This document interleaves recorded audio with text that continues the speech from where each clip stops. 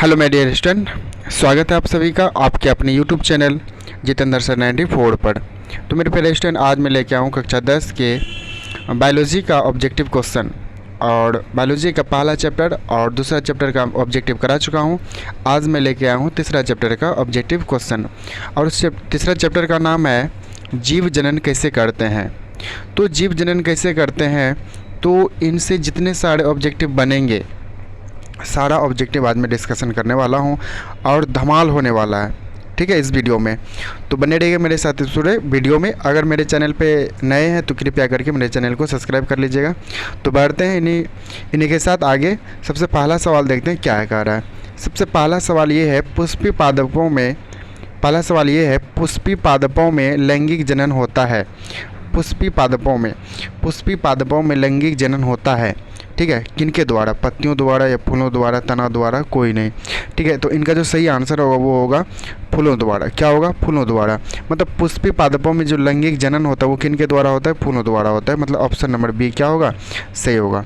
ठीक है, अब बढ़ते हम लोग आगे। अगला सवाल है सवाल नंबर 2। सवाल नंबर 2 ये कह रहा है कि मानव मादा के जनन तंत्र का कौन भाग मानव मादा के जनन तंत्र का भाग नहीं है। ठीक है, यहाँ 4 ऑप्शन है, इसमें से चुनना ये है कि मानव मादा के जनन तंत्र का भाग नहीं है। कौन सा भाग नहीं है? देखते हैं कौन सा भाग नहीं है। तो देखिए यहाँ पे अंडाशय, ये तो मानव जनन तंत्र का क्या है? ये एक भाग है अंडाशय। गर्भाशय ये भी क्या है? एक भाग है। ये शुक्रवाहिका इनको देखते हैं, इनको बाद में देखेंगे। अंडवाहिनी ये भी क्या है? भाग है। ठीक है, ये जो शुक्रवाहिका है ये वाला क्या है? ये भाग नहीं है। मादा के जनन तंत्र का भाग ये क्या है? नहीं है। तो इनका जो सही आंसर होगा 2 नंबर का वो क्या होगा? सी सही होगा। अब बढ़ते हम लोग अगला सवाल। सवाल नंबर है 3। सवाल नंबर 3 ये कह रहा है कि नर युग्मक एवं मादा युग्मक के संकलन को कहते हैं। ठीक है, क्या कहते हैं? नर युग्मक एवं मादा युग्मक के संकलन को क्या कहते हैं? ऑप्शन है किण्वन, बौनापन, मधुमेह। ठीक है, कोई नहीं। तो इनका जो सही आंसर होगा 3 नंबर का वो होगा बौनापन। क्या कहते हैं हम लोग? बौनापन कहते हैं। नर युग्मक एवं मादा युग्मक के संकलन को क्या कहते हैं? बौनापन कहते हैं। मतलब 3 का क्या होगा? बी होगा। ठीक है, अब बढ़ते हम लोग आगे। अगला सवाल है सवाल नंबर 4। सवाल नंबर 4 ये है कि निम्नलिखित में से कौन एक लिंगी पादप का उदाहरण है? निम्नलिखित में से कौन एक लिंगी पादप का उदाहरण है? ऑप्शन है सरसों, गुड़हल, पपीता, मटर। तो इनका जो सही आंसर होगा वो होगा पपीता। पपीता क्या है? एक लिंगी पादप का उदाहरण है। ठीक है, तो याद रखिएगा ऑप्शन नंबर सी। ठीक है, अब बढ़ते हम लोग अगला सवाल। सवाल नंबर है 5। सवाल नंबर 5 ये कह रहा है कि मुकुलन द्वारा प्रजनन किस में होता है?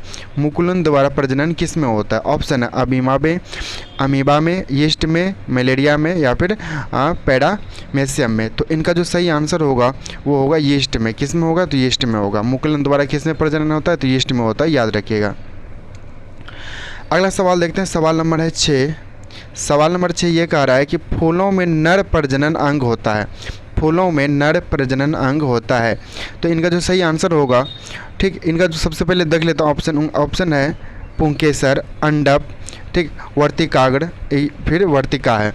तो इनका जो सही आंसर होगा वो होगा पुंकेसर। क्या हो जाएगा? पुंकेसर। फूलों में नर प्रजनन जो अंग होता है वो क्या होता है? पुंकेसर होता है, याद रखिएगा। अब बढ़ते हम लोग अगला सवाल। सवाल नंबर है 7। सवाल नंबर 7 ये कह रहा है कि द्विखंडन होता है किस में होता है? ऑप्शन है अमीबा, पैरामेसियम, ठीक है, लिस्मेनिया, इनमें से कोई नहीं। तो इनका जो सही आंसर होगा वो होगा अमीबा में। किस में होता है? अमीबा में होता है द्विखंडन। अब बढ़ते हैं अगला सवाल। सवाल नंबर है 8। सवाल नंबर 8 को देखते हैं हम लोग। सवाल नंबर 8 ये कह रहा है, सवाल नंबर 8 ये है कि निम्न में से किस जीव में बहुविखंडन होता है? सवाल ये कह रहा है कि निम्न में से किस जीव में बहुविखंडन होता है? ठीक है, ऑप्शन है अमीबा, हाइड्रा, मलेरिया, परजीवी, यीस्ट। ठीक है, तो इनका जो सही आंसर होगा 8 का वो होगा अमीबा। क्या हो जाएगा? अमीबा, याद रखिएगा। अब बढ़ते हम लोग अगला सवाल। सवाल नंबर है 9। सवाल नंबर 9 ये कह रहा है कि ब्रायोफाइलम। सवाल नंबर 9 ये है ब्रायोफाइलम के कौन से भाग में कायिक प्रवर्धन होता है? ब्रायोफाइलम के कौन से भाग में कायिक प्रवर्धन होते हैं? ऑप्शन है पत्तियां, जड़, तना, फूल। तो इनका जो सही आंसर होगा 9 का वो हो जाएगा पत्तियां। क्या हो जाएगा? पत्तियां। ऑप्शन नंबर ए याद रखिएगा। अब बढ़ते हम लोग अगला सवाल, सवाल नंबर है 10। सवाल नंबर 10 ये है कि मानव मादा में निषेचन होता है, मानव मादा में निषेचन होता है। ऑप्शन है गर्भाशय, अंडाशय, योनि, ठीक है, और है फिलोपियन नालिका में। इनका जो सही आंसर होगा वो होगा क्या, फिलोपियन नालिका में। क्या होगा, फिलोपियन नालिका में होगा, ठीक है। मानव मादा में जो निषेचन होती है वो कहाँ पे होते हैं, फिलोपियन नालिका में होती है। Option number D. बढ़ते हैं अगला सवाल, सवाल नंबर है 11। टोटल सवाल इसमें जो है इस चैप्टर में हम टोटल सवाल 50 लिए हैं, ठीक है, जो कि प्रीवियस ईयर के भी सवाल हैं और ये मतलब जो सवाल आने की संभावना है 2023 में वो सवाल लिए हैं, प्रीवियस ईयर के सवाल लिए, मॉडल पेपर, मतलब सारा सवाल मिला के इसमें, ठीक है। तो वीडियो को ऐसा नहीं कि थोड़ा सा देख करके छोड़ देंगे, नहीं, ऐसा मत कीजिएगा, ठीक है। वीडियो को पूरा देखिएगा, ठीक है, आप ही के लिए वीडियो बना रहा हूँ मैं, ठीक। अब बढ़ते अगला सवाल देखते हैं, सवाल नंबर है 11। सवाल नंबर 11 ये है कि तने द्वारा, सवाल नंबर 11 क्या है कि तने द्वारा कायिक परिवर्धन होता है। तने द्वारा कायिक परिवर्धन होता है। ऑप्शन है पुदीने में, हल्दी में, अदरक में, सभी में। तो तने द्वारा जो कायिक परिवर्धन होता है वो किस में होता है, ये सवाल बोल रहा है। तो 11 का जो आंसर हो वो होगा डी। क्या हो जाएगा, डी होगा, मतलब सभी, पुदीने में भी होता है, हल्दी में भी होता है और अदरक में भी होता है कायिक प्रवर्धन। अब बढ़ते हैं अगला सवाल, सवाल नंबर है 12। सवाल नंबर 12 ये है कि खंडन द्वारा जनन होता है, खंडन द्वारा जनन होता है। ऑप्शन देख लेते हैं किस में होता है, मेढक में, सितारा मछली में, टिड्डे में, कौवे में। तो 12 का जो आंसर होगा वो होगा सितारा मछली में। किस में होगा, तो सितारा मछली में होगा। अब बढ़ते हम लोग अगला सवाल, सवाल नंबर है 13। सवाल नंबर 13 ये है कि कायिक प्रवर्धन संभव है, कायिक प्रवर्धन संभव है जड़ द्वारा, तना द्वारा, पत्ती द्वारा, उपयुक्त सभी द्वारा। तो इनका जो आंसर होगा वो होगा सभी। क्या, उपयुक्त सभी द्वारा, मतलब कायिक प्रवर्धन जो है ना वो जड़ द्वारा भी संभव है, तना द्वारा भी संभव है और ये पत्ती द्वारा भी संभव है, याद रखिएगा इनको, ठीक है। अब बढ़ते हैं अगला सवाल, सवाल नंबर है 14। सवाल नंबर 14 ये है कि तने पर अपस्थानिक कलियां पाई जाती है, तने पर अपस्थानिक कलियां पाई जाती है। ऑप्शन है पुदीने में, आलू में, ब्रायोफाइलम में, सभी में। इनका जो सही आंसर होगा वो होगा ऑप्शन नंबर बी, आलू में। किस में, तो आलू में, याद रखिएगा। अब बढ़ते हम लोग अगला सवाल, सवाल नंबर है 15। सवाल नंबर 15 ये कह रहा है कि मुकुलन द्वारा अलैंगिक जनन होता है, मुकुलन द्वारा अलैंगिक जनन होता है। ऑप्शन है हाइड्रा में, मटर में, शैवाल में, प्लाज्मोडियम में, प्लाज्मोडियम में। तो इनका जो सही आंसर होगा वो बता देना आपको, हाइड्रा। क्या होगा, तो हाइड्रा होगा, याद रखिएगा। मुकुलन द्वारा अलैंगिक जनन जो होता है वो किस में होता है, तो हाइड्रा में होता है। अगला सवाल देखते हैं, सवाल नंबर है 16। सवाल नंबर 16 ये कह रहा है कि अलैंगिक जनन मुकुलन द्वारा होता है, ठीक है, वो किस में होता है, अलैंगिक जनन मुकुलन द्वारा होता है, याद रखिएगा। अब बोला है कि ये किस में होता है, अमीबा में होता है या फिर यीस्ट में होता है या फिर प्लाज्मोडियम में होता है या फिर लिस्मेनिया में होता है, किस में होता है। तो 16 का जो सही आंसर होगा 16 नंबर का, ठीक है, वो हो जाएगा ऑप्शन नंबर बी, मतलब यीस्ट में होगा। ये सवाल पहले आया भी था, ठीक है। अब बढ़ते हैं हम लोग अगला सवाल, सवाल नंबर है 17। सवाल नंबर 17 ये है कि निम्न में से कौन सा मानव में मादा जनन तंत्र का भाग नहीं है। ये भी सवाल अभी आया था, जो जिसका आंसर होगा क्या, शुक्र वाहिका। 17 का क्या हो जाएगा, 17 का सी होगा, ठीक है। अब बढ़ते हैं अगला सवाल, सवाल नंबर है 18। 18 नंबर सवाल ये है कि पराग कोश में होता है, पराग कोश में होता है, क्या होता है, बाह्य दल, अंडाशय, अंडक, पराग कण। तो इनका जो 18 का जो सही आंसर होगा वो होगा पराग कण होगा। क्या होगा, पराग कण होगा, ठीक। अब बढ़ते हम लोग अगला सवाल, सवाल नंबर है 19। सवाल नंबर 19 को थोड़ा हम लोग छोटा करते हैं। सवाल नंबर 19 ये हो गया छोटा, सवाल नंबर 19। 19वां नंबर सवाल ये कह रहा है कि गतिशील जनन कोशिका को नर युग्मक तथा जिस जनन कोशिका में भोजन का भंडार संचित होता है उसे क्या कहते हैं। ये डिफिनेशन है, ठीक है। तो ऑप्शन है जननांग, उभयलिंगी, परागकण, मादा युग्मक, ठीक है। इनका जो सही आंसर होगा वो होगा मादा युग्मक होगा। क्या होगा, मादा युग्मक होगा, याद रखिएगा। अगला सवाल देखते हैं, सवाल नंबर है 20। सवाल नंबर 20 ये है कि एड्स रोग का प्रमुख कारण है, एड्स रोग का प्रमुख कारण है? ऑप्शन देख लेते हैं क्या है। असुरक्षित यौन संपर्क में, खून की कमी, विटामिन की कमी, पोषण की कमी। जो एड्स रोग जो होती है वो किनके, ये उनका जो प्रमुख कारण है वो पूछ रहा है और हमारे पास 4 ऑप्शन है। तो इनका जो सही आंसर है वो होगा असुरक्षित यौन संपर्क में, असुरक्षित यौन संपर्क में, याद रखिएगा।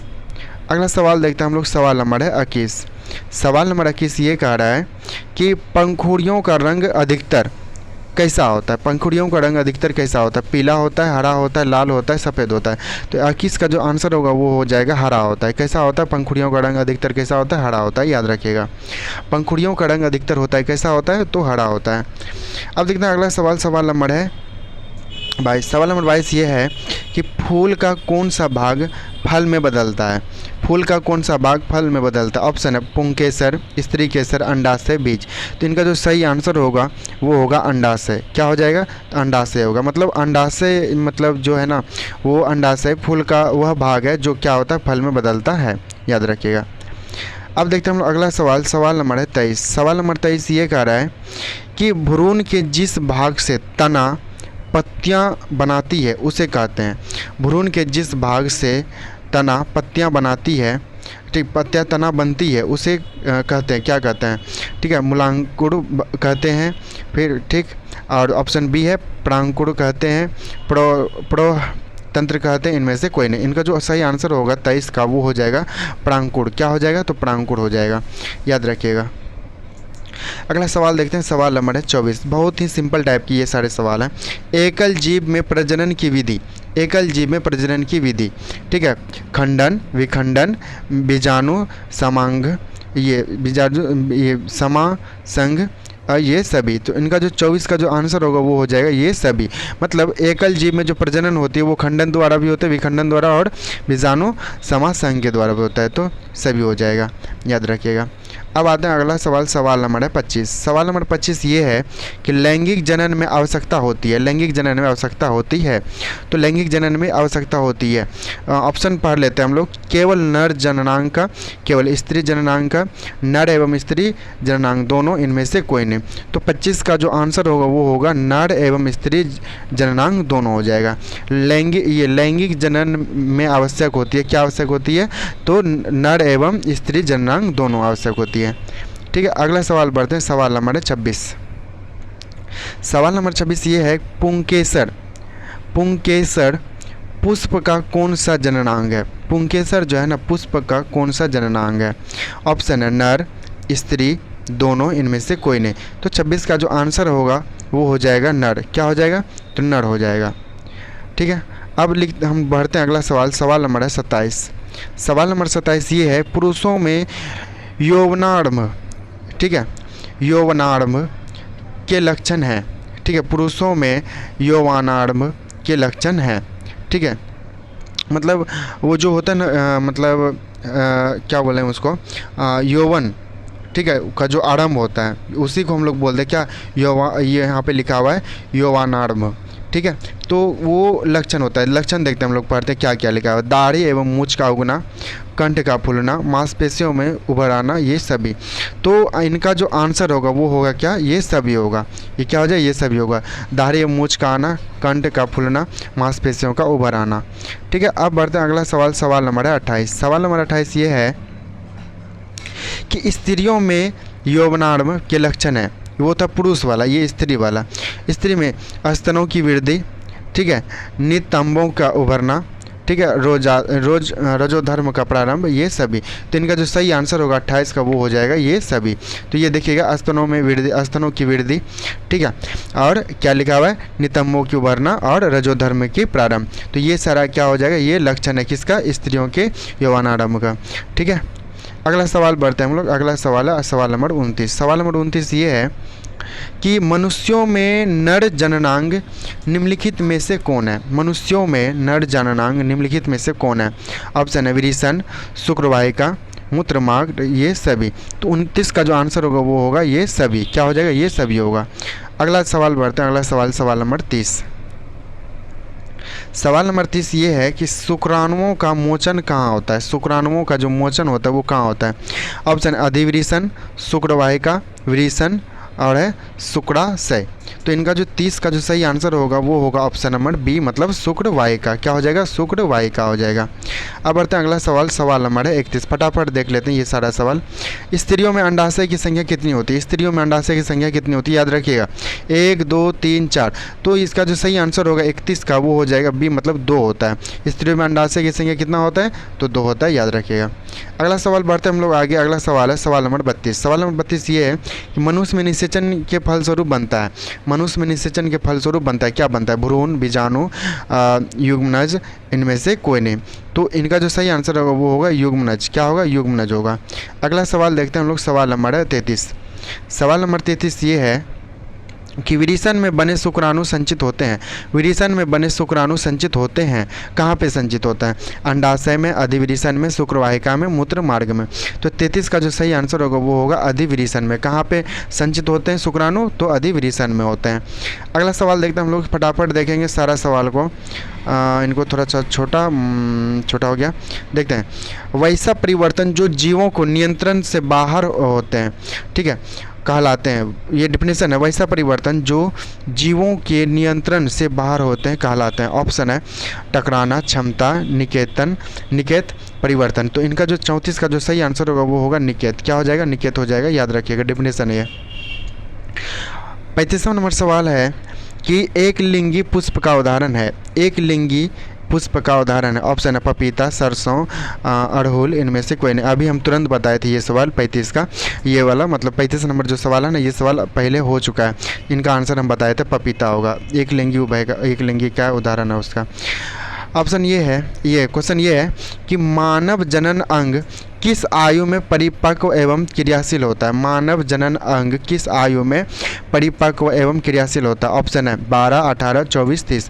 तो 36 का जो सही आंसर होगा वो होगा 18 में। 18 साल में ही क्या होता है? मानव की जो आयु में होता है वो परिपक्व हो जाता है, वो क्रियाशील होना शुरू हो जाता है।